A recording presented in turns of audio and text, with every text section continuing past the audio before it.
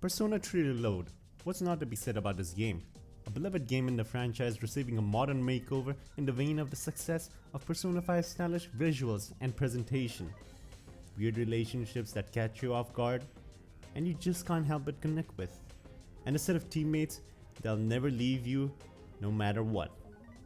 Yeah, about that, let's answer the question no one asked.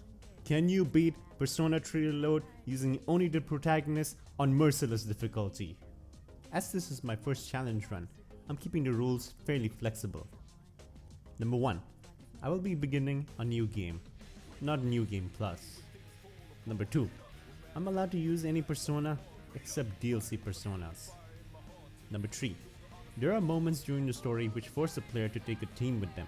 For those situations, I will be taking a team along with me but not using them at all.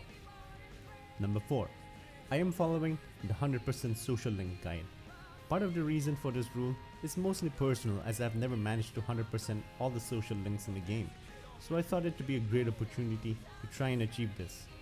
The other reason is that this lowers the amount of money I have for myself to spend on battle equipment and items, as many of the steps in the guide require you to spend a significant portion on increasing your social stats.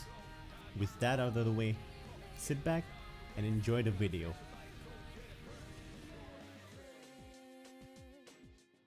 We begin our journey with the protagonist making his way to his new dorm. On the way, he encounters the dark hour, a time where strange phenomena occur. At the dorm, we're received by a boy in jail clothes. To proceed any further, we need to send a contract. This is where we name our protagonist. For this playthrough, I'm naming the protagonist Makoto Nix. Before disappearing, he tells us, it begins. After getting acquainted with Mitsuru and Yukari, we go to school the next day with the help of Yukari. This is also when we meet the man Junpei. We hear murmurs of something called apathy syndrome, which Akihiko says is linked to something called shadows. We're also introduced to the chairman of the dorm, Ikutsuki, who later invades our privacy along with Yukari and Mitsuru. They discuss if we have the potential. Phrasing, guys, come on. On the day of the full moon, Akihiko brings back a shadow to the dorm, and we're awoken by Yukari, who tells us we have to leave. As we try to find an escape route, we're led to a dead end at the roof. Yukari tries to shoot herself, but falters as she gets knocked out. The gun lays right before us. Our protag mutters the words, Persona, and we awaken to our power. We easily dispatch the remaining shadows, and we collapse. After a short time skip, we awaken from our coma. Yukari apologizes for not being able to protect us and lets us know that we are more similar than we thought, having lost her dad through a mysterious blast on the island. Junpei joins our team, and we're informed by Ikutsuki that we can finally start the exploration of Tartarus, which will lead us to the answer of the Dark Hour. After a long tutorial, we can finally start exploring Tartarus by ourselves. Now, I think it would be a good time to remind you, we're going solo across 200 plus floors. I really don't rate my chances, but the question still needs to be answered. The first fight.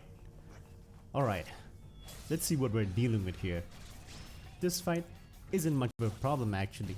Orpheus is able to deal with the blue masked shadows, which are weak to both fire, and my normal attack is able to hit their slash weakness. Not a bad start, but our problems immediately begin by the next battle. We're swiftly handed our first death of the run by the hands of these floating things. These enemies are weak to wind, but since I have no way of dealing wind damage, there's just no way I can defeat them. Multiple attempts in, and we're dying constantly, and I really mean it when I say constantly.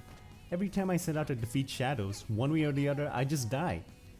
Dying to these common shadows means that you have to start all the way from your last save point. There's no way of retrying the battle, which also means all the levels you gain. Yeah, you see where I'm going with this. After a couple of runs in, I realized a severe problem. I was playing like I have a full squad. I know, it sounds ridiculous, right? Obviously as a solo player you can't play like you have a full squad, but in my previous playthroughs of this game, I just bulldozed through Tartarus without needing to escape battles.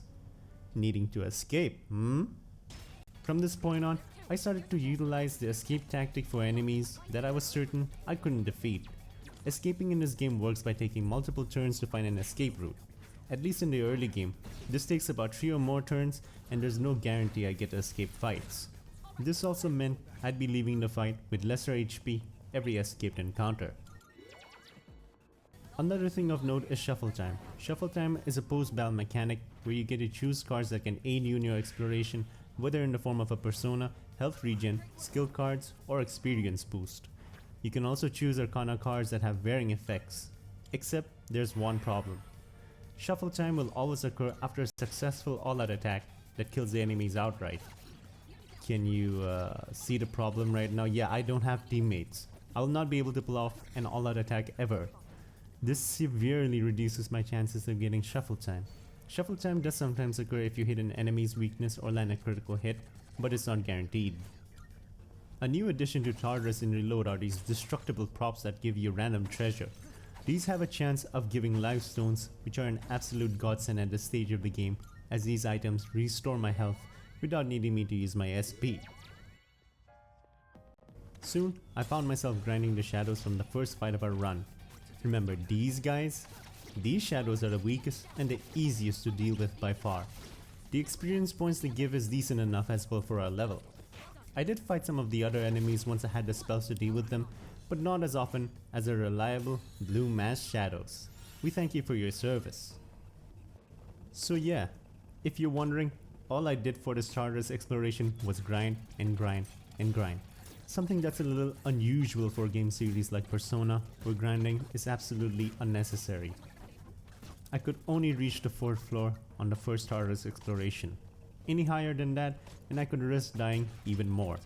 Once I'd killed the enemies, I'd go to the teleporter, return, and start all over again just to get some experience points. A big pro for running solo is leveling up much faster than normal. With just me to receive the experience, I'll level up much quicker than normal. After grinding and getting lucky with some shuffle times, I fused Fornius. I give it a few buff moves and a Garu and Bufu for elemental coverage, which most enemies at the floors we were exploring are weak to. We return back to the real world once we can no longer sustain our HP. Once we're back in the real world, we get acquainted with the track team, the elderly couple at the bookstore, and Maya, a friend we make on an online game. Lots of money is being spent on increasing my social stats, so I don't have enough money to buy healing items. Soon, we get back to Tartarus. It is at this point that the guide asks us to reach floor 22. Let me remind you that I've only reached floor 4. Yeah, this is gonna take some time. As I made my way up through Tartarus, this time we had a much better time dealing with the enemies. However, 3 or more on the battlefield and I'm getting out of there. Oh no, I don't need that kind of stress in my life. You don't get attacks that hit all enemies on the battlefield this early, so you're better off just escaping than spending lots of SP for a bit of experience points. Once we reach floor 5, we get our very first gatekeeper boss, a pair of birds. I decide to Sukukaja, which is a speed buff, just to see how buffing would work out. Their attacks consist of Bufu, which is an ice skill that Fornius can resist. My faith in buffs disappeared as I dodged only once during the whole fight. It was only a matter of time till I accepted that this was not the right way to start the fight. Instead of retrying the battle, I went back and looked through my inventory when I noticed that I had Holy Arrow. Holy Arrow is a pierce move that has a small chance of charming an enemy. I had to hope that it charmed at least one of the birds. With this, I decided to go back and try the boss fight again. I used Holy Arrow and we immediately charmed one of the birds on our first attempt. The great thing about charming an enemy is it attacks enemies for you. Even then, I was still having a hard time keeping my health up. Physical moves cause HP and the birds did shake off their ailments and started focusing on me instead. I used a medical powder to heal and push on with Holy Arrow. I have to say I was getting very lucky with the number of times I was charming the enemies. The fight finally came to a standoff. We were all on low HP and I wasn't sure Holy Arrow would kill one of the birds. I decided to take a chance and end things right there and then. I went for the Holy Arrow on one of the birds and we get him. The other bird doesn't recover from its ailments. With this, we're well on our way to victory. All right, you won. Wow, I'm honestly surprised that we even managed to beat a boss solo. As Mitsuru congratulates us on defeating a boss solo, we make our way up through the floors. It honestly doesn't get any easier. One of the more troubling enemies this time around are the fairies. These seem fairly weak, but they have a healing skill which they like to use often in enemies. I could charm them and by sheer luck have them use their healing skill on me, but I decided that it wasn't worth fighting them. Another enemy type that poses a problem to me are these magic hands. These enemies are able to inflict distress on me, which basically almost guarantees a critical hit for them. Getting knocked down with a full squad isn't the worst, but getting knocked down solo is almost a death sentence. The only way to deal with the distress ailment is to either use a skill to remove it, or guard for the turn. Once again, just not worth fighting. After grinding the floors over and over again, I move on to the second gatekeeper boss, a spinning wheel lion with 2 magic hands. I turn to my strategy of using Holy Arrow in the hopes of charming the spinning lion. I get a charm on my first try, but one of the hands distresses me and the other heals. On top of that, they can even use damaging moves like Aggie. My luck goes from bad to worse as the lion recovers from his charm, and I soon find myself overwhelmed. A single bash from the lion is able to take out half of my health. Combined with attacks from the 2 magic hands, this challenge is starting to look a little impossible. The next few attempts don't go any better. Holy Arrow isn't charming as often, and I can't even survive beyond the first turn. I try over and over again, and to no one's surprise, this isn't gonna work. There was no point even trying to get lucky with the charms. Once I charm the lion head, what's the game plan? I still need to reduce his HP, but I don't have enough damage to bring him to low HP quickly enough. Once I'm reduced to low HP, the fight's pretty much over. It was time to rethink my strategy. When in doubt, grind it out. I leave the fight and grind the floors below in search for answers. Some luck with Shuffle Them allows me to obtain the Magician Arcana card, giving me 3 Magaru gems. These are items that deal 50 wind damage to all enemies. I also fuse Aramitama, who resists strike, which gives me a chance to sustain some of the strike damage the spinning lion deals to me. I also gave it Palinpa to inflict confusion. With this, we're ready for another go at the boss. I start with Palinpa, which inflicts confuse on the spinning lion and the magic hands. After that, I use the Magaru gems, and who knew the spinning wheel is weak to wind. I use it 2 more times and the magic hands are defeated. Now it's just a 1 versus 1 with the spinning wheel.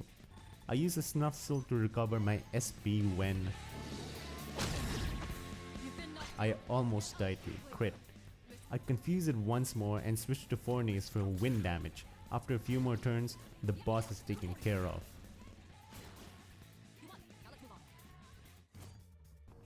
The reward for beating this boss is 2 Snuff Souls, which is great as I was running low on SP. These will allow me to reach floor 22 with ease. Golden Hands are now introduced to us as enemies that we can fight. Golden Hands do not fight back, but they do escape from battle in 3 to 4 turns. If you are able to guess their weakness, they're easily farmable for the money and experience points. I was feeling pretty confident in my abilities at this point and felt like I had no need to grind as much given that the bosses do give a ton of experience points. With that, I make my way to floor 17. At floor 17, we reach the third and final gatekeeper boss of the starter's exploration, the Swift Axle. While inflicting ailments proved to be a good way to defeat the bosses we've faced so far, the bad news is ailments don't work on him. On the first attempt itself, he takes me out in just 1 turn. Wow, talk about not even giving me an opportunity to learn what the boss does. I decide to battle it a couple more times. I notice that it uses wind moves and I make an educated guess that it's weak to electricity. After a few turns, it uses Tarakaja, which is an attack buff, and follows it up with an assault dive, which is a seriously damaging move at this level. I finally decide that if I'm gonna beat this boss, I'm probably gonna need more than what I have. That's where this brainy bad boy comes in the picture. I use the compendium to summon Orpheus and fuse it with Nekomata to get Omoikane. Omoikane has a Zyro skill, which is what I was after.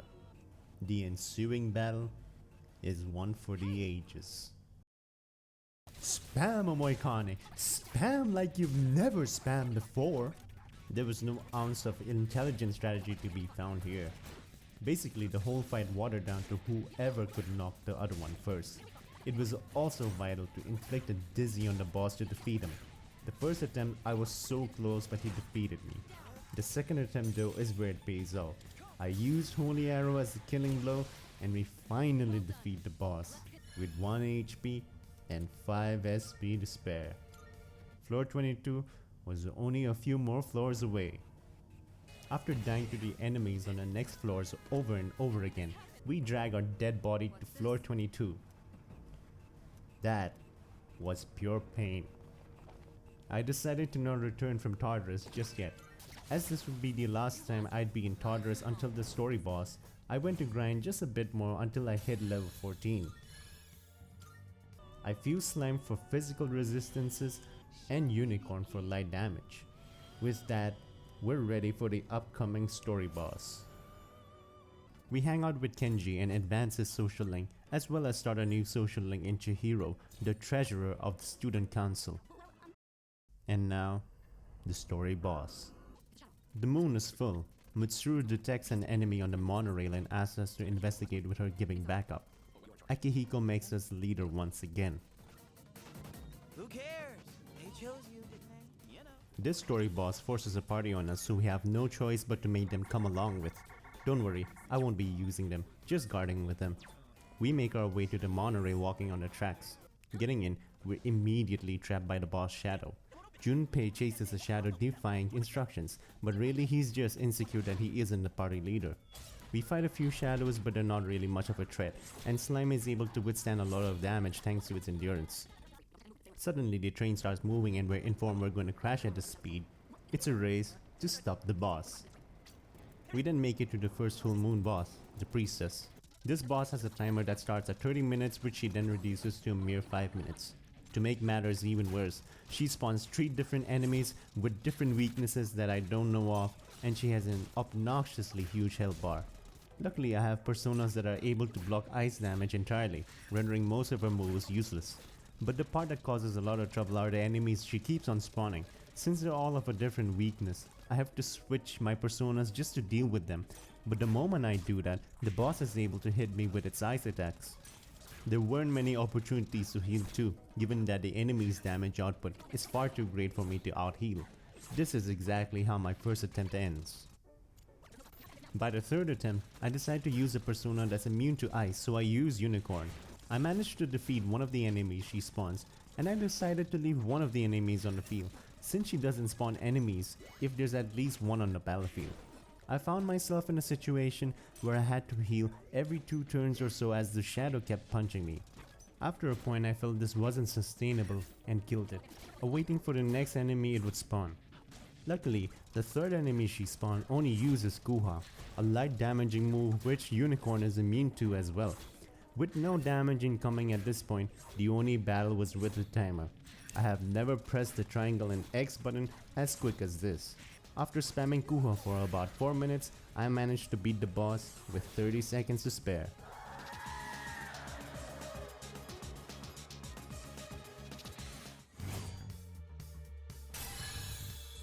But it isn't over yet.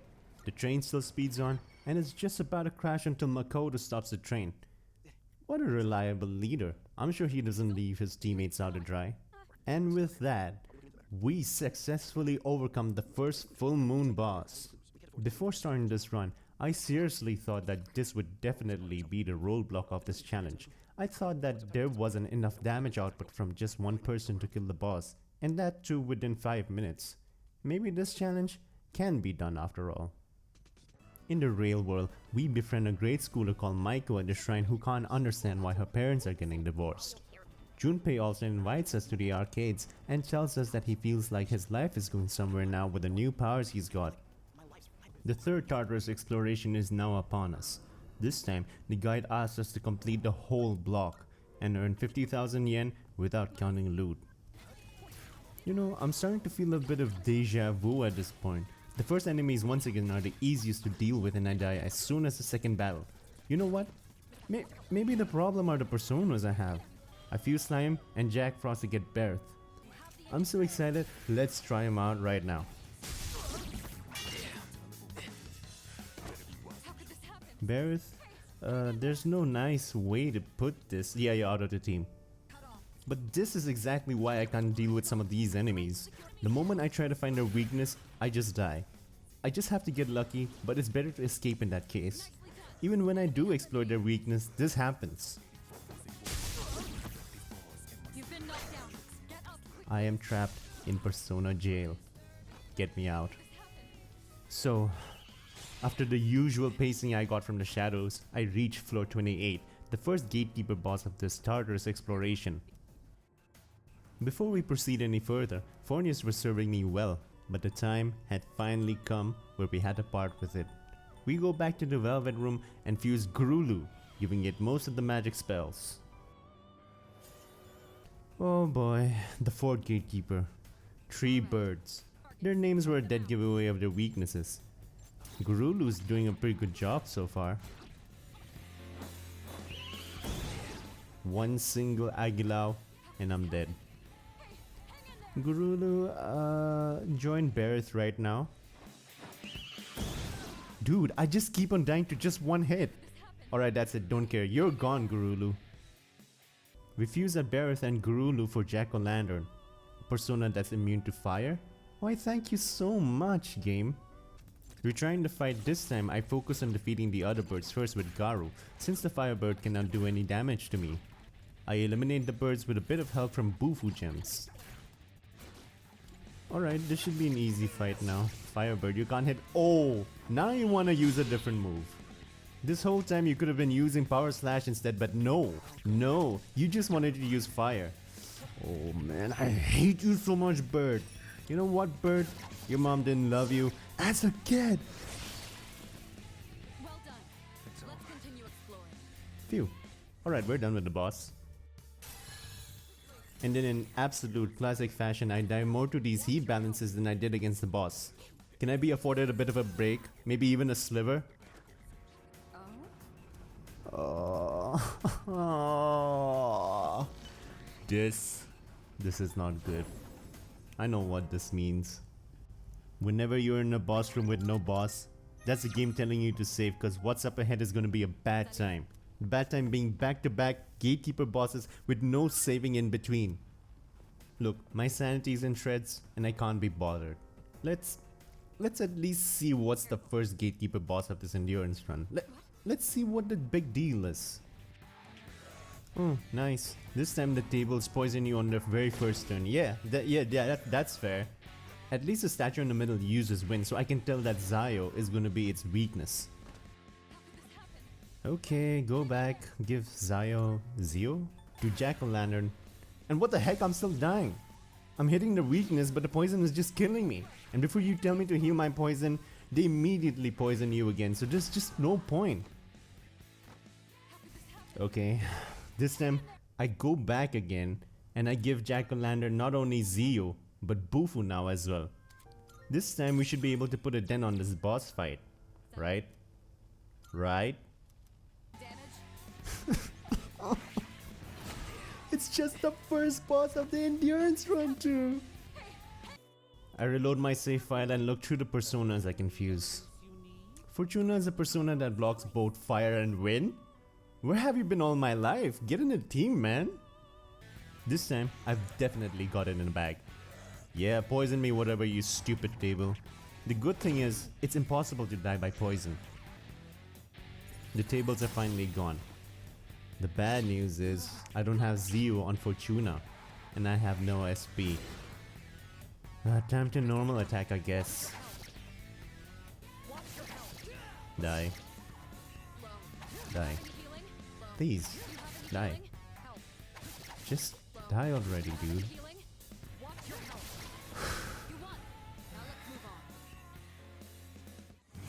All that effort, and I can't even be happy. Cause there's another boss we have to defeat before we can save. Oh, the pain. Well, at least this time I give Fortuna Zio before I begin the battle. Cause the previous fight was just painful without it. Oh. Please be easy. Please be easy. Alright, let's see what we're dealing with here. Maragi to find fire weakness. Okay, none of them have a fire weakness. Dice goes for revolution, increasing crit chances. Sure. Twins on a stick goes for the single shot. What the hell? What? 2 crits? No. That was just bad luck, right? That was just a coincidence. Yeah, it was. Alright, let's try it again. Okay, no wind weakness on the twins. What about the dice? Nothing to report there. And I'm dead. There's no need to worry. I'm sure these enemies have a weakness. Fortuna, use Zeo on the dice. Okay, well, no weakness there. What about the twins? Alright, they're weak to lightning. Great stuff. At least now we have something to build upon. Okay, what the hell, dice? Don't do that. No, no. No, twins, don't do that. Don't do it.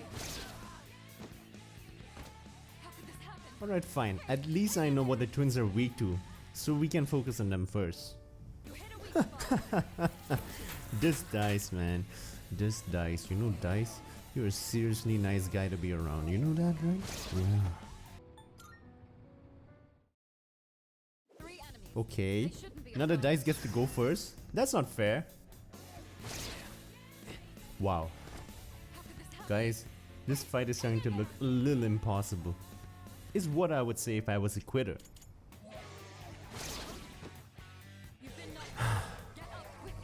Usually the problem is just one enemy. This time, all the enemies are problems. Pick your poison. The dice is able to not only increase crit chances, it can inflict distress and bash you. Oh, let's not forget these guys. Their single shot crits almost 9 times out of 10. I mean, look at this. Look at it. Look! Oh my god. Eventually I find out that the twins are also weak to Kuha, which I start focusing them with since it has higher damage than Zeo and I'm able to even eliminate one of the twins. But no, this dice just goes sorry, time to ruin your day and sells a crit for the twin. Look, I've already given way too much time in the first boss to even consider restarting just to grind. And I really do think I have a fighting chance here. I do. I just... Oh my god, please someone save me! I'm getting absolutely violated by the dice and his twins. Oh wow, even the dice is critting me now. Yeah. Good, great. Amazing. Deep breaths. Calm down. Let's Kuha both the twins first, then use a Makuha gem to dizzy at least one of them. Okay, great. Now... Wow. I have no words anymore. No, actually I do. I do have words for these guys. Dice, you're a freaking Monopoly reject. And twins, put your sticks up somewhere else. Look, all I'm saying is, don't catch me in a prison cell in Guantanamo. Oh my god, I'm so close, just Makuha them, Kuha them, just do anything. Okay, holy crap. We've never been here before. Oh no, you're not getting crit off of me. I'm guarding. Yes, take those consecutive crits, you stupid dice. Finally, we might almost be done with this boss fight. No. I'm not. Hey, hang in there! 3 enemies. They shouldn't be a problem. Just end me already. For me to win this fight, it hinges on 2 things. I have to make sure that I don't get crit and I dodge her attacks as well. The chances are so slim it's almost funny. You won't believe it, but I managed to defeat the twins again. Guess how those attempts went? Yeah, just take a guess. Yeah, I died. Yay! Alright. 65th attempt at this boss. We've isolated the dice again. Do I really wanna go for it? Oh, you know what? I'll just heal with Fortuna. What could go wrong?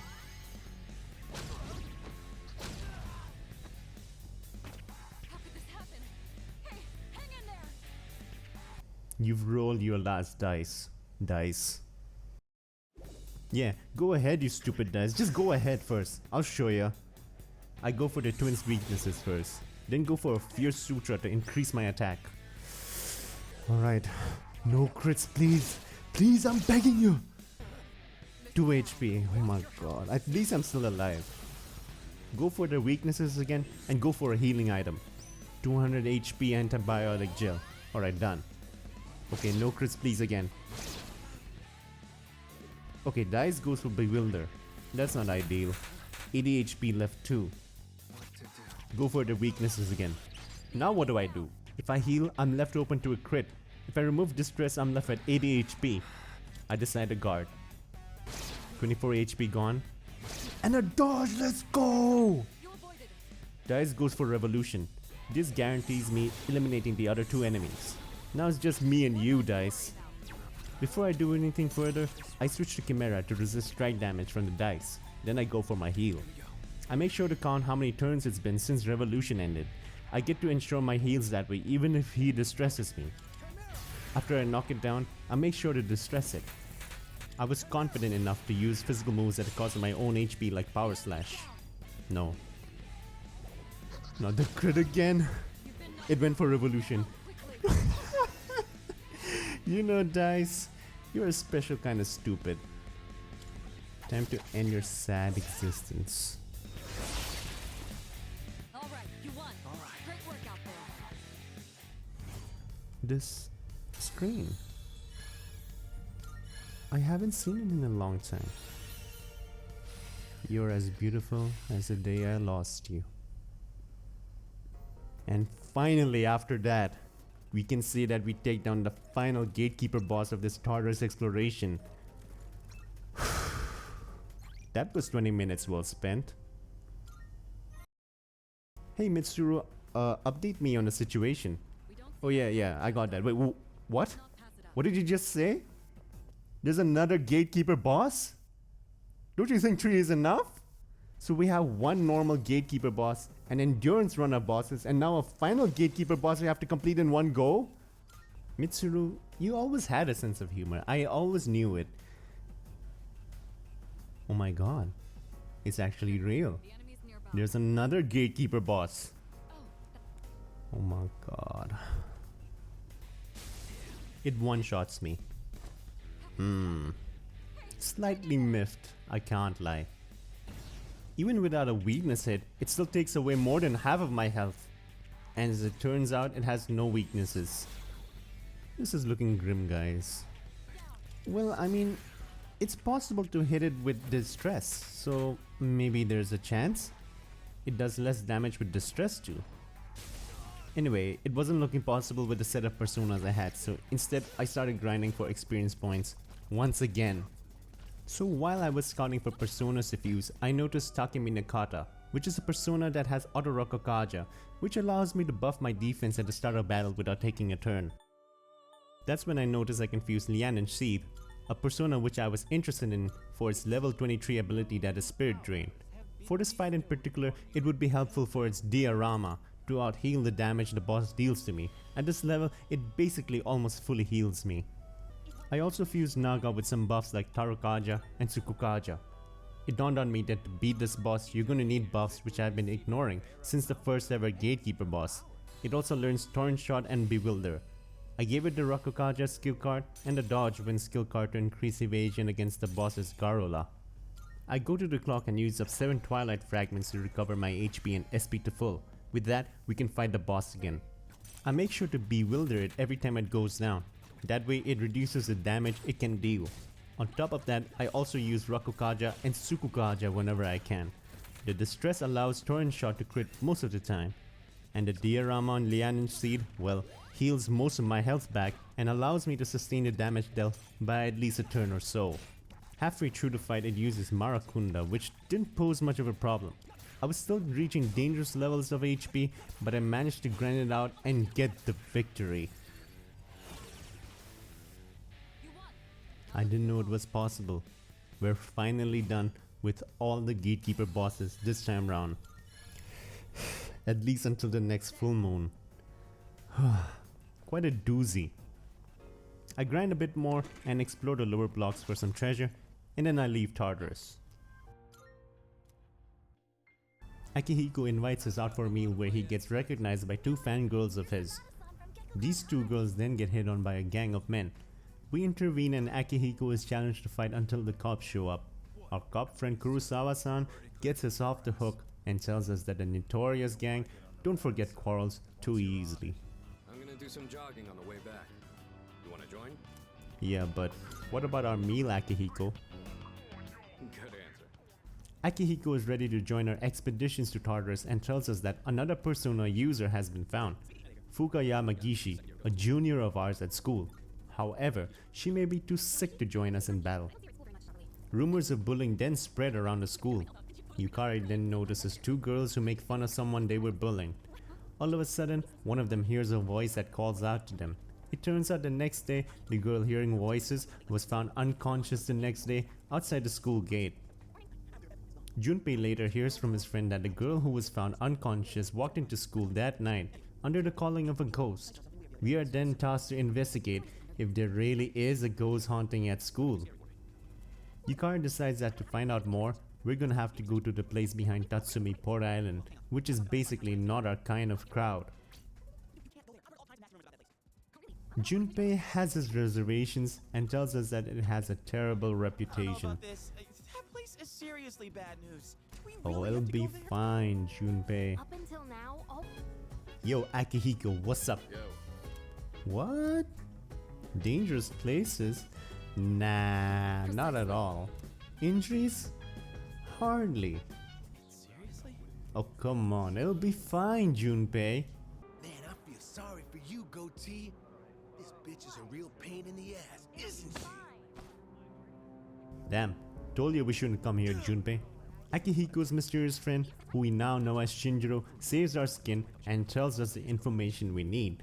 The infamous ghost might actually be the spirit of Fuka Yamagishi, the girl who was supposed to join us, who is feared to be dead. He also mentions that Akihiko can't let go of the past.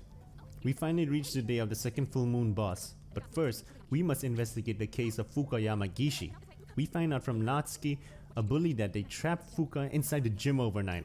Mr. Ikoda, the teacher, also covered up for the bullies under the pretext of protecting them. One thing all the bullies had in common was that they all heard a creepy voice calling out their name before they were found unconscious. It's deduced that the shadows are the ones luring them in. Tonight, we start the rescue operation of Fuka, who is still inside the school, or rather in Tartarus. The plan is to enter Tartarus through the same way Fuka did. Though it's been 10 days since she's been lost, it could only mean she's been lost 10 hours since the dark hour only occurs every night for an hour. Junpei has a plan to infiltrate the school at night. I've got just the thing. Oh yeah, we're going guns blazing. All I did was unlock a door. Well, that works too. See? We got in no problem. Man, I'm a genius. You're so precious, Is there really something to Junpei. brag about here? We find the keys to the gym and Yukari jumps on the opportunity to join us in finding Fuka in Tartarus. However, Junpei insists on making up his error in the previous full moon operation. Akihiko allows him to tag along, which leaves Yukari with Mitsuru at the base of Tartarus. Yukari is kinda awkward around Mitsuru. The clock strikes 12 and we enter the dark hour. Natsuki, who's in our dorm, is lured by the shadows to walk into Tartarus. Turns out entering Tartarus through the same way gets us separated, and it's our objective to find everyone. The shadows in this level are weak. In fact, they're the same shadows we find at the beginning of the tower, so they pose no problem for us. On top of that, every shadow we kill triggers shuffle time. We accumulate money this way. Eventually we're able to rescue Fuka, who doesn't have a scratch on her. She's been able to avoid shadows this entire time as she's able to tell where they are. Neat, eh? Turns out she has the same support power as Mitsuru's, only stronger. We give her an evoker and make our way back. After noticing that the moon is full, Akihiko deduces that a big shadow always appears on a full moon and alerts Mitsuru, but she isn't responding. Upon reaching her, both Mitsuru and Yukari are overwhelmed by two big shadows. At the same time, Natsuki, under the influence of the shadows, arrives and apologizes to Fuka. Attracting the attention of the shadows, Fuka vows to protect her and she unleashes her persona.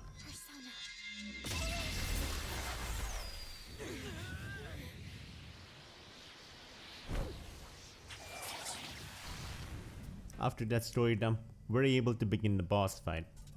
Her persona allows us to scan for enemies' weaknesses at the cost of her SP. This boss fight also forces a team, so I'll just be blocking with them.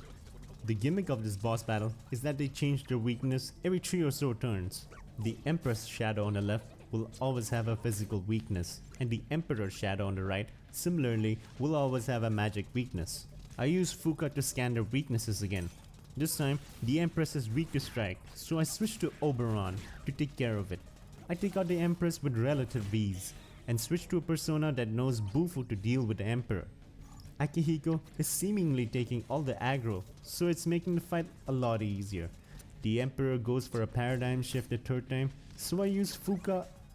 Yeah, I ran out of SP for Fuka. So now I decided to go for some heals, but cause I've been playing solo for so long, my muscle memory is trained to press X instantly after selecting Diorama. Well, guess what? It heals Akihiko. The next turn, I make sure to heal myself. Now it's just a guessing game to find out the Emperor's weakness. His Getsu A is a very damaging move and that forces me to heal. A lucky guess puts him in his low health animation. The final turn, he kills Akihiko, but at that point, Zionga finishes off this full moon boss.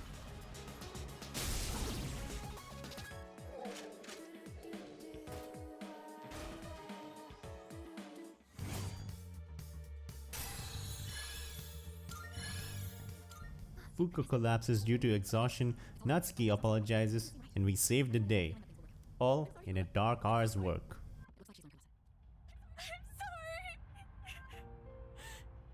If you're enjoying what you're watching so far, please consider subscribing. It helps the channel a lot. Show your appreciation by leaving a like. And if you have any thoughts, please leave a comment. Thanks! We also start 3 new social links. Bebe of the Temperance Arcana, who is a French exchange student who loves Japanese culture but doesn't fit in Japan and wishes to stay in Japan. I understand perfectly. I'll be back. Another new social link we start is Keisuke Hiraga of the Fortune Arcana, club leader of the art club but plays doctor way too much. Yo, like, someone look out for this dude, man. He's a menace. After we rescue Fuka, Mitsuru and Akihiko ask her to join Seize. While Yukari does her best to give her time to think about joining, Fuka jumps on the chance and agrees to join. Fuka is now our new navigator, and Mitsuru will be joining us in the battlefield. Yeah, I wouldn't count on that, Mitsuru. Ikutsuki also prepares some new equipment for us called Theurgy. Theurgy is a strong attack that can be unleashed once the Theurgy bar has been filled up. The best part about it is it doesn't take up a turn. This will be very useful for us to take care of some tough enemies. We head on to Tartarus to try and figure out this Theurgy thing. Soon, we are split up by the machinations of Tartarus and once again need to find our teammates. We find Yukari, who's just about to get jumped by a shadow until we intervene and... No. No more crits! Not again. Tell me about it, Yukari! Yukari then unleashes her Theurgy and we go back to the real world. Ikutsuki figures out that there will be 8 more full moon shadows to deal with, but their purpose and motives are still to be discovered. Yukari asks, why does Tartarus exist in the first place, and notices Mitsuru being uncomfortable about that question. We are then introduced to Jared Leto, Millie Bobby Brown, and Green, I'll just call you Green, who kill a man during the dark hour. They run a revenge website providing services where they take care of their targets. And now the 4th Tartarus exploration is upon us. Time to finally use our Theurgy. Our Theurgy enables us to use fusion spells. We unlock more of these by fusing more personas. The 2 fusion spells we begin with are Cadenza and Jag Brothers. Cadenza heals and buffs, while Jag Brothers deals damage and knocks enemies down. I think you can probably guess which one I'm using more. The shadows in this part of the block are more or less similar to the ones we've already fought before. The set of personas I have with me are more than enough for me to handle this part of the block. The first gatekeeper boss of this new block is the tower with 3 faces and 2 cupids. The cupids all play a supporting role for the tower, and the tower uses Kuga and a mix of physical attacks. On their first turn, the cupids use Garu, which probably means they're weak to Zio, so I switched to Oberon to deal with the both of them with Zio and later Mazio. However, the tower has the ability to respawn these enemies. I soon get my Theurgy, but I accidentally switch to Takemi Nakata, who's weak to Kuga. The tower uses Kuga, and I die. Wow, this is like the first time I've seen this screen. The next fight, I'm a little bit more cautious about the persona I equip. Once I get my theurgy, I use Jack Brothers and I get 2 crits luckily. I heal with Lian and Sheath and use Oberon to finish the boss. Back in the Velvet Room, I fuse Matador for his auto buffs and also as a part of use Pale Rider. However, I'm out of money to summon the other 2 personas for this fusion, so I wait for next time. I also fuse Yamata no Orochi for elemental coverage. It also blocks ice and lightning, which is super convenient. The next floor has Hulk Hogan. This is where Yamata no Orochi shines. Having this many spells in his move list allows me to find weaknesses way easier. The only drawback is that it's weak to slash. From now on, every fight I make sure to start with Matador for his auto buffs as well. It gets even better. Lian and Sheath learns Spirit Drain. SP won't be much of a problem with this move. 17 SP every time I use it is great. Another added benefit is that with less SP, enemies waste a turn trying to use skills, rendering enemies ineffective. You guys are stupid. Another shadow. Time to suck them off. Man, see, this is what I'm talking about. This is the problem with solo runs. No matter how crap the enemies are, if you have the wrong persona equipped, it's game over. But luckily, I managed to defeat them, but like, was that even worth it? Alright, whatever. The second gatekeeper boss is next. 2 Hulk Hogans and 1 lady on a couch. Wow, that was totally fair. Yeah, just like, take away the turns from me, what the Once you get hit by Marin Karen, I swear your life is all in RNG God's hands. There is no remedy to this except waiting it out. In the meantime, just enjoy getting absolutely railed by Hulk Hogan and lady on a couch. Sounds like a good time, but it isn't. Well, silver landings and all that, at least this fight isn't as difficult as the fight that shall not be named. No, you don't even talk about it, viewer. Through a lucky guess, I find that the Hulk Hogans are weak to wind, so I knock both of them down. My theurgy also recharges fully as a result, but the lady still poses a huge problem. It doesn't help that she doesn't have any weaknesses, so she can go crazy on her ailments, unless I hit a crit and then dizzy her, which is not something I'm counting on. These first few attempts, she just goes for Marin Karen every time and Makoto never recovers in time. I try to switch it up by targeting her first and I'm able to bring her down close to half health, but it still isn't enough. I realized that it's much better to go after the Hulk Hogans first, as they're the primary damage dealers. The couch lady does go for hits sometimes, but only after hitting me with an ailment. In order to win, I also need good RNG in the way of ailment recovery. I knock both the Hogans, then go for theurgy. This knocks down the couch lady, which gives me an extra turn to defeat the other Hogan. Now it's just a 1 versus 1 with couch lady. Okay, couch lady, I need you to... No, don't do that. Come on, work with me. Makoto, for God's sake, recover! Finally. Oh my god. Confused. This is worse than charm sometimes. No, stop throwing your money away, no! Oh, no way, I'm gonna die. Oh, well, okay, that works. Dude, what is this fight? It's the most scuffed fight ever. Which can only mean one thing. Okay, come on, who wants to place their bets that I get fit? Come on, bring it in. I'm not paying money to whoever bet on that. Okay, we go again. This time, I make sure to count the turns before ailment susceptibility ends. Since she always goes for stagnant air the next turn after, this means I can heal or buff myself. Alright, back to low HP again. Oh no, I have a bad feeling about this, guys.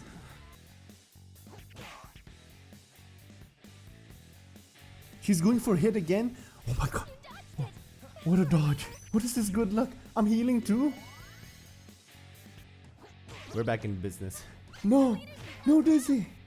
Oh my god. That was too close for comfort. Jack Bros, take her out.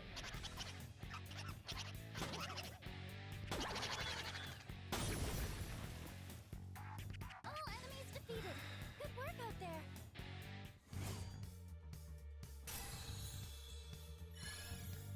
The rewards for this boss battle are great, as I get a new weapon which has a chance of inflicting a random ailment and a counter skill card. In the Velvet Room, I fuse Shisa and Legion, giving it Diorama and Spirit Drain. I've always found it funny how it learns Sexy Dance. I also finally fuse Pale Rider, giving it the auto buffs and an increase in crit chances. The shadows in the floors ahead include a beetle which is not someone to mess with. But most of the enemies we encounter here are much of the same from the previous floors, so we move on ahead to the next and final gatekeeper boss of this Tartarus exploration. The third gatekeeper boss, a knight, specializes in a variety of strong pierce attacks. I get a few crits with Pale Rider bringing his HP down by a considerable amount without much of an effort. The biggest problem about this fight wasn't the boss, although yes, he was very difficult, but it's my healer persona. Legion is weak to pierce, and as you can see, the knight only uses pierce attacks. If I heal with Legion, there's no telling if I can survive the fight. I Rokukaja whenever I can, and I use Jack Brothers. This is also the first time I'm using beads to fully heal me back. With a bit of luck, he's already halfway down on his health.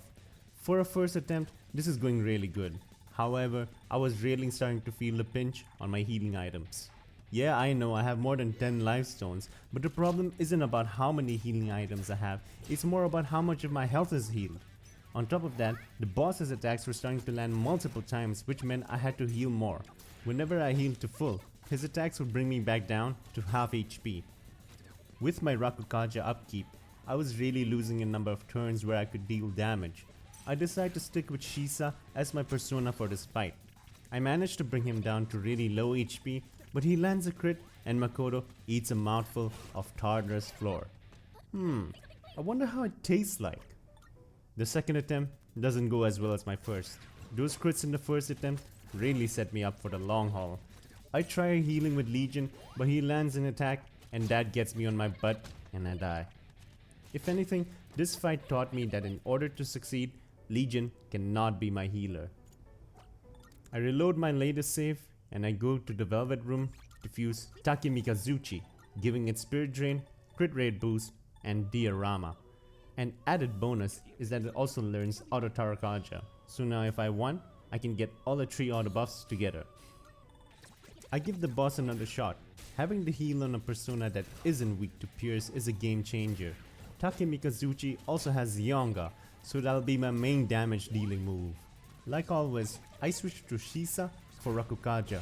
Even with the defense buff, he's still able to deal a good amount of damage with Arrow Rain. The boss does manage to crit me, but I'm lucky enough to not get dizzied. I was starting to get low on SP, so I started doing normal attacks instead, slowly bringing his HP down.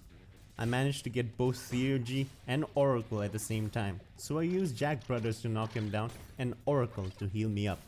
I really struggle to think how anyone can manage this fight without Theurgy. I decide to go for a final hit when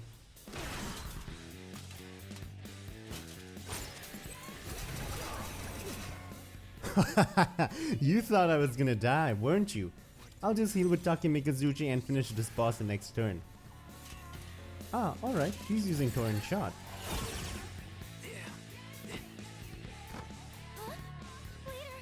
Why does the universe hate me? My next attempt goes horribly as he manages to crit me on Arrow Rain and deals 60 damage per hit. What the fuck? The next attempt, I try something a little different. I try to use Yamata no Orochi to find if this boss has any weaknesses. I also got a little lucky with the freeze, which guarantees a crit, so that's what I try to focus on. I bring him down to low health, and no, not again. I will not allow it. Look at the amount of damage he deals with no defense buffs. He gets dangerously close to sending me back to the game over screen. It's like he gets possessed at the very end and decides, you know what, playtime's over.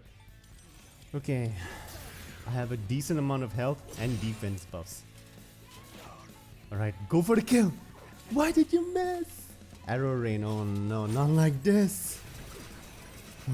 Alright, only one hit. You know what time it is, guys. All enemies defeated. Good work out there.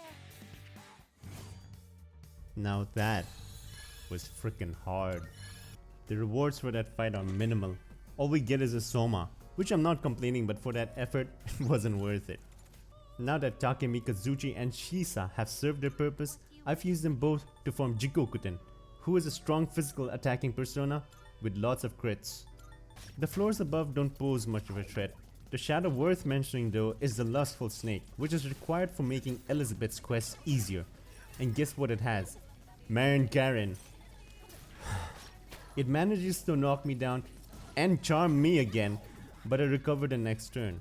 With a bit of luck, I finish it off with Bufula. I reach level 30, take some treasure from the lower floors, and return back from Tartarus. Yukari then asks Fuka to research a bit about an incident that happened 10 years ago where students stopped going to school for inexplicable reasons. And with that, it's time for the third full moon boss. This time, the shadow is in Shirakawa Boulevard, which is famous for...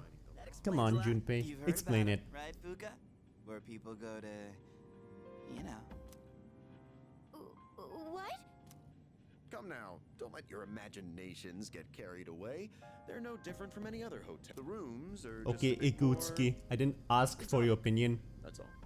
As we try to explain to Fuka that this is a challenge and I need to go solo, she refuses even though she let me die multiple times in Tartarus. So we're forced to pick a team. I pick all the low level teammates cause that way they die quicker. We arrive at Chat de Fleur and we're straight to the boss, which is a bald man sitting on a chair getting his head massaged by one of those zombies from Resident Evil 4. Unfortunately, I didn't start with Pale Rider, so I miss out on some buffs in the beginning of the fight. After I Rakukaja, the boss uses Makuga, which kills both Junpei and Yukari. Great news. I then switch to Jigokuten for maximum damage with Getsue. This is when the boss uses its unique move called Doomsday Doctrine, which has a high chance of inflicting fear. Not the best, but not the worst ailment to get hit by. He hits us again with the Makuga, and I go to heal myself, and I accidentally heal Mitsuru. For God's sake. He manages to hit me with fear, and I decide to heal and take the crit hit. Mitsuru goes down, and now it's just me versus the boss. Jigokuten manages to land a couple of crits, but unfortunately, I get inflicted with fear, and Makoto gets paralyzed. 2 assault dives take me out.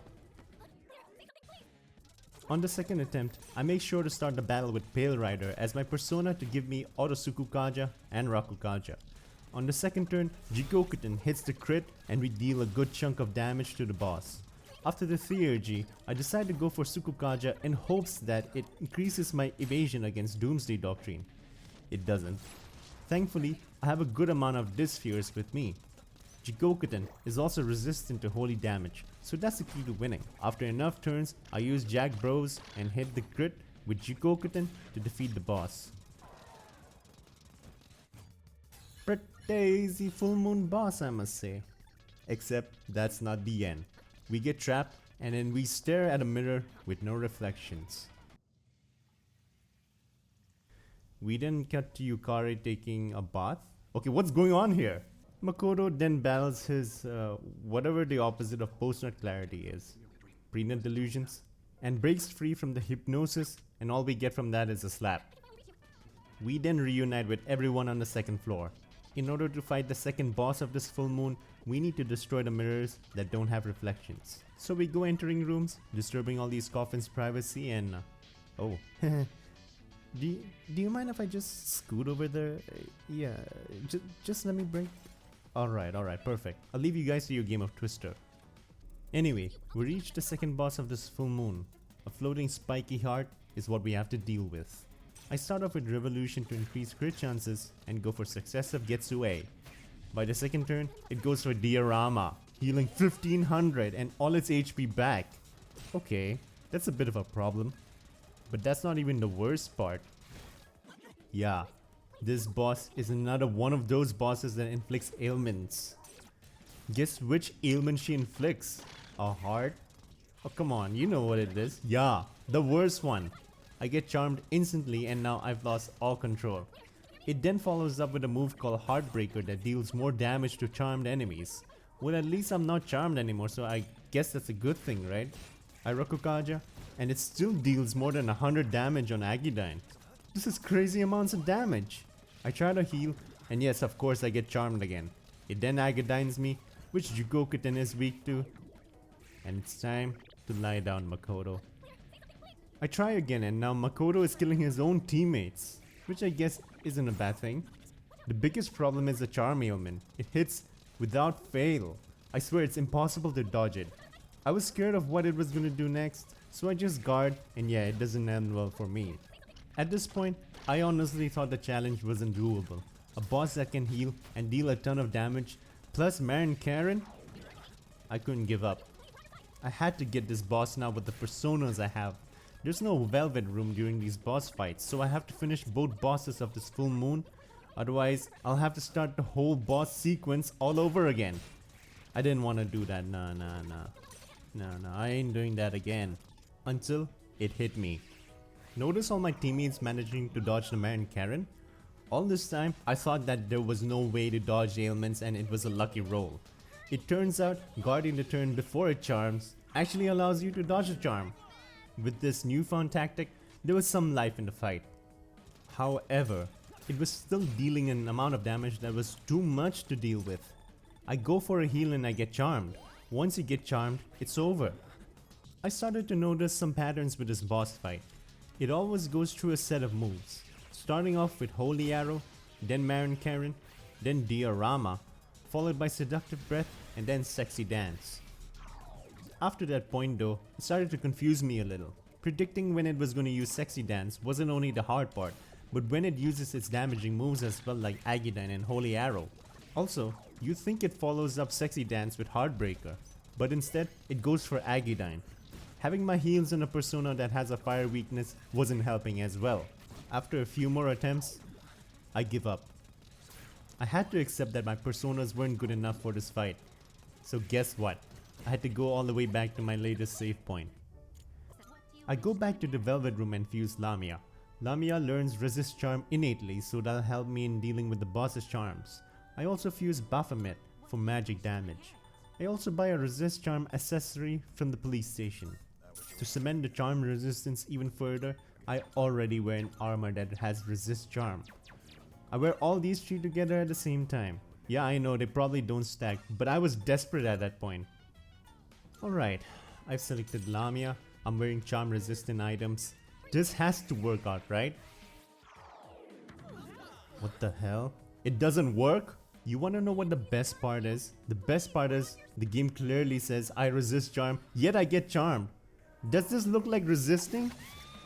Just for good measure, I retried this boss fight again and the same thing still happens. Now what do? Clearly resist charm doesn't even stop this boss from charming me. I know blocking is a way of dodging the charm, but how would I know when to go for it? As I was charmed, I saw that Lamia can block fire damage, so at least there's something to work around with. But how am I supposed to know what move I'll use next? I decided to retry over and over again, till I started to notice a pattern. Just to confirm my suspicions, I whipped out my notepad, literally, and started noting down each and every move it uses. Just sit down and let me explain. After it uses the first Sexy Dance, it can go for either Heartbreaker or Aegidine. From there on, it goes for Holy Arrow, then Aegidine, then Heartbreaker, and then the cycle repeats with Sexy Dance. Now that I knew what moves the boss is gonna go for next, the plan is now about equipping the appropriate personas and going for buffs at the correct turns. When I knew it was going for Aegidine, I switched to Lamia where I can heal. Since Heartbreaker is a move that can never crit and deals less damage without a charmed ailment, that's when I can go for damage. Holy Arrow has a decent chance for crit, so I decide to guard for that move. The boss fight now is way easier than before. Following the plan to a T allowed me to put in consistent damage whilst keeping myself alive. Halfway through the fight, I even gained the confidence to use Getsu-A to end the fight quicker. The only thing that would change the outcome of this fight would be a change of strat by the time it reaches low health, but thankfully it never goes for that. With enough patience, the boss finally goes down.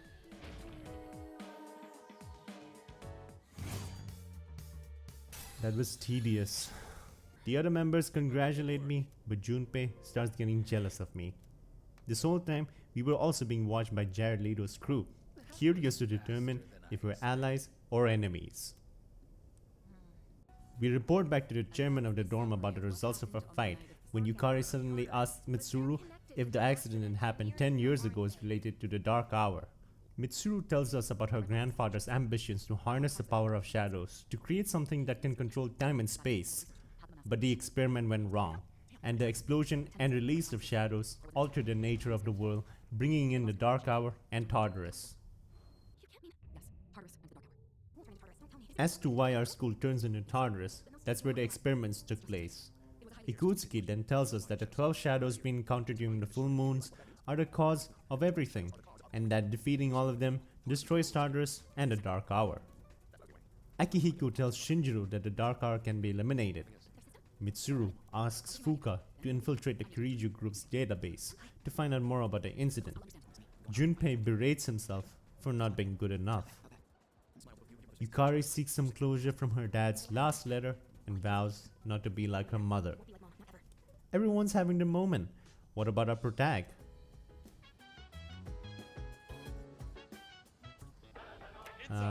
Never change. Pharos also tells us that the end is related to the incident 10 years ago, which is also when our parents died. With the group still tense over what was revealed the other day, Ikutsuki plans a summer trip to Yakushima to raise spirits. Yukari apologizes to Mitsuru for getting carried away. Mitsuru reassures her that it's fine, but also tells her that someone survived the incident. Her dad. After the exams, Junpei apologizes to us for being a dick lately. Ikutsuki arrives at the school to show us the new candidate for the team, Ken, the literal kid, who'll start staying with us at the dorm. Akihiko doesn't seem to take this news too well. Soon, we find ourselves on a trip to Yakushima. You know, one criticism I have of this game is that it follows the original too closely. Once you're at the beach, there's literally nothing else to do except talk. And then you just go back to progress.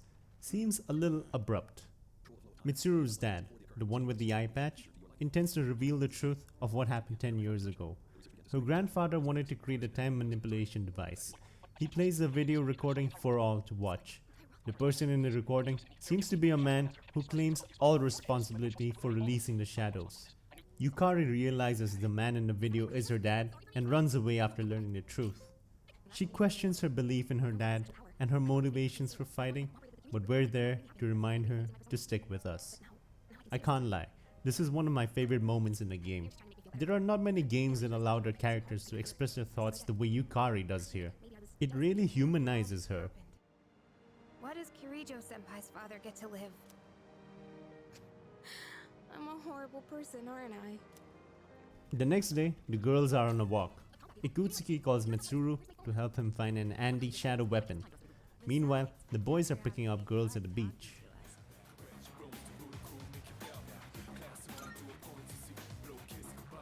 Wow. After failing twice, we notice a girl on her own by the pier. She rejects both Akihiko and Junpei, but the protagonist makes her run away. You then follow her in a very strange sequence. And she confirms that she's the one she's been searching for and hugs you. Well, that's it. And with that, we have finished Persona 3 Reload. Our protagonist finds love and lives happily ever after. Nah, I'm just kidding. Turns out, she's just the anti-shadow weapon Aegis, who was created in the event of an accident to defeat shadows 10 years ago. Back at Tatsumi Port Island, Jared Leto goes to Shinjiro and gives him some pills in exchange for information about what our motives are. Shinjiro tells him that our goal is to eliminate the Dark Hour and Tartarus. On a later visit, Jared Leto vows to destroy us for denying the power we possess. Akihiko invites us once again to eat since, you know, the last time we went, we had to deal with that gang. We're getting ready to leave when, yep, you guessed it, they're here again. Bro, we just wanna eat. We run away to the dorm and find a parcel from Akihiko's parents. After distributing the contents of the package, there's a medal made with cardboard. Akihiko reveals that it's from a long time ago. We're suddenly awoken during the dark hour by Fuka, as a shadow has been spotted at the shrine. Akihiko checks it out and reports back, asking us to come and see for ourselves. We see a dog bleeding out on the floor. Turns out that's the late monk's dog, who is now the protector of the shrine. He also has the potential? What? After Elizabeth informs us that humans have wandered into Tartarus, we explore Tartarus. Elizabeth also informs us that a new passage has opened in Tartarus. These are the monad passages that have bosses, which after defeating them, give gems. We've unlocked a new block in Tartarus called Yabasha. Surprisingly, all the shadows are already running away from me. Seems I'm overleveled. The common enemies don't pose much of a threat to me. We reached the first gatekeeper boss, but before we start fighting him, I decide to go back to the Velvet Room to fuse a couple of personas. We fuse Eligor and Loa. With that, we're ready to take on the gatekeeper boss. Three spinny hourglass looking things stand in our way. I decide to use Eligor in this fight. After using Theurgy, Eligor's cruel attack deals a ton of damage to enemies knocked down. The bosses also use Aguilau and Fatal End. Eligor blocks Aguilau, but Fatal End has a chance to inflict fear, which isn't ideal. I managed to take one out with relative ease. What's causing problems though is that my heals are yet again only on Jukokuten, who's weak to fire and they're inflicting fear more often than not. Once again, I'm back in a situation where I'm unable to deal damage to all enemies on the field, and Cruel Attack takes a chunk of my health without dealing enough damage without buffs. And these fears are so annoying. One gets fear on me and the other gets a crit on me, and Makoto is back lying down on the cold hard floor of Tartarus. I start my second attempt with Theurgy and a Cruel Attack. The next turn I use Bufala, and oh how I long to see the sweet cut in. I followed it up with a Cruel Attack and do it 3 more times, and we're done with this gatekeeper boss. All enemies defeated. Good work out there. Eligor, you served me well, but it's time to fuse Flaros. Now this is where things get really good. Flaros learns not only crit rate boost, but apt pupil, which doubles chances to crit. Do you know what that means? Let me demonstrate with the following montage.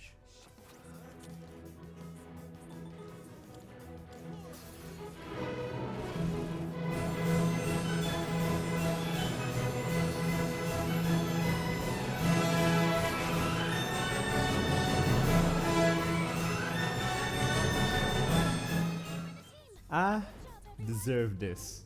From now on, the shadows and even some of the monad bosses go down to us without much of a fight. About time I catch some slack. I also fuse both King Frost and Black Frost. With that, we obtain a new Theurgy called King and I, which deals heavy ice damage and has a chance to freeze. The second gatekeeper boss is a hidden face and 2 balances. Jikokuten's agility is seriously starting to become a problem as the boss goes first and immediately knocks me down thanks to Jikokuten's weakness to fire, but luckily I get up the next turn. I begin my turn with King and I, and wow, this move is seriously strong. It takes out a balance with absolute ease. The next I use Herculean Strike and we're done. What? Did you think I was gonna die? We make it to floor 89, and yes, another endurance run of bosses. I decide to go back to the Velvet Room. At this point, I also decided that Spirit Drain is no longer needed, so I fuse Girmakala. Girmakala is a persona especially known for being able to reflect physical attacks to enemies. I also fuse Mithras, giving it all the buff moves. The third gatekeeper boss is a Deviant Convict and the Tome of Atrophy. The Tome of Atrophy inflicts debuffs and buffs while the bull attacks the player. I preemptively block for the bull's attacking move, but it charges forever, while the tome just debuffs me to hell and high water. Once the bull is ready to attack, the game tells me that his power is fully charged. Now I block, and it delivers a Herculean Strike dealing 200 plus damage, which is more than half of my health. The next turn, it gets exhausted and it repeats the cycle of buffing once again. So really, the only time you're gonna get damaged is when it's fully charged. After the next charge cycle, it deals 300 plus damage. I resort to using Oracle. My Herculean Strikes aren't dealing enough damage thanks to the debuffs the tome is inflicting. I decide to use Fuka to find out its weakness, and turns out it's weak to fire. So I use Aglau and the tome is done. Now it's just about slowly dealing with the bull. At least I'm not being debuffed now. Since the bull has too much downtime, it's easy to deal damage while keeping myself alive. We take it down and we're done. But remember, this is an endurance run of bosses, so I can't save just yet. The fourth and final gatekeeper boss are the controlling partner and the dependent partner. We start off with the king and Theurgy freezing one of the enemies. Floros, take the stage. Why? Thank you very much. The next few turns, however, are spent on recovering their HP, and Herculean Strike without crits isn't able to deal much damage. One of the enemies is actually even immune to strike damage. When you're out of ideas like I am, just use Herculean Strike. I take out the healer and it's now just me and the controlling partner, which deals damage. Since it seems immune to physical attacks, I use Black Frost to take care of it with magic damage. I wasn't too worried about my health, even if I was dangerously low, as magic attacks can't crit, and even went for a Bufula sometimes, which Black Frost drains and heals my HP. After a few Agadines, it goes down. That about does it. No shadows detected. After saving, we go back up to explore the Monad passage. We traverse deeper into the passage until we come to the first boss, the Cowardly Maya. After freezing with King and I go for the double Herculean strikes and reduce the HP to below half. It goes for a concentrate and I risk it by switching to Black Frost in the hopes it resists whatever attack it uses, but it uses Megiddo, which is an almighty attack that cannot be countered. I get to dangerously low health and heal the next turn. I heal twice and use Black Frost to damage it. It goes for concentrate again, but this time I select the persona with the highest endurance and block, dealing only 70 damage this time. One more Bufudine secures the victory. The next and final boss of this Monad passage are 3 enemies who, I'll be honest, didn't even catch their names cause they died like really quickly. Just one Herculean strike and the king and I kills 2 enemies and the last one is weak to strike damage. The battle got over in a literal minute. The reward is a tarot card that can be chosen during shuffle time. With that, we're done with Tartarus and we're ready to face the 4th full moon boss. On the 6th of August, during the dark hour, Fuka senses a presence deep underground. Aegis mentions that it could be the old military bunker constructed during times of war. As we get there, we're ambushed by Jared Leto and Green. Announcing themselves as Strega, they preach that we should not let go of our power and let us know that there are enemies. They lock us inside, but we still go for the boss regardless. Once again, we're forced to choose a party, so like always, I choose the weakest teammates and we're on our way. As we make our way through the eerie passages, we reach the boss of this full moon, a tank. Alright, let's do this. The first move it uses is a high explosive shell which deals an absolute truckload of damage. Alright, time to heal. No, not again! How many times am I gonna make this mistake? After dealing some damage with Theurgy, it separates into 2 boss shadows. The vehicle resists physical attacks, while the cannon resists magic. The cannon is the one to watch out for, as it can use Hama, which as we all know by now is an insta-kill. All my teammates finally die. Now, we can fight. I buffed my defense, and yeah, what else did you expect? A crit and 1 more attack for good measure. But that's not enough, hit the Hama on me too. I'm down to 0 homunculus now. After just 1 Herculean strike, they reunite and now we're fighting the tank. Gotta make sure I equip the persona that isn't weak to light damage. Remember how I said the vehicle and cannon resist different attacks? Together, they resist all types of attacks. This is going to be a long fight. Thankfully, Theurgy does help me deal a decent amount of damage, but it takes time to charge too. Once again, they separate and then I realize something. Girmakala can reflect pierce damage. I wanted to test this theory when they're together. Floros, bring them back together. Thanks. I equipped Girmakala and it reflects every move of the boss. What a relief. Now it's just about slowly killing itself. I deal absolutely minuscule damage, around 10 or so per normal attack, but his attacks, especially the armor piercing shell, deals 100 damage, which is a lot. I also decide to hold off on using my theurgy. If my memory serves me right, this boss separates when it's close to death. During this part of the fight, you must kill both parts at the same time. Wanna find out what happens when you don't? Well, I'm not gonna do that just for the sake of my sanity. Look how long it takes to even kill him. Can you imagine doing this fight without a persona that reflects spears? Alright, low health. It separates. Cannon. I swear to God, if this lands, oh my lord.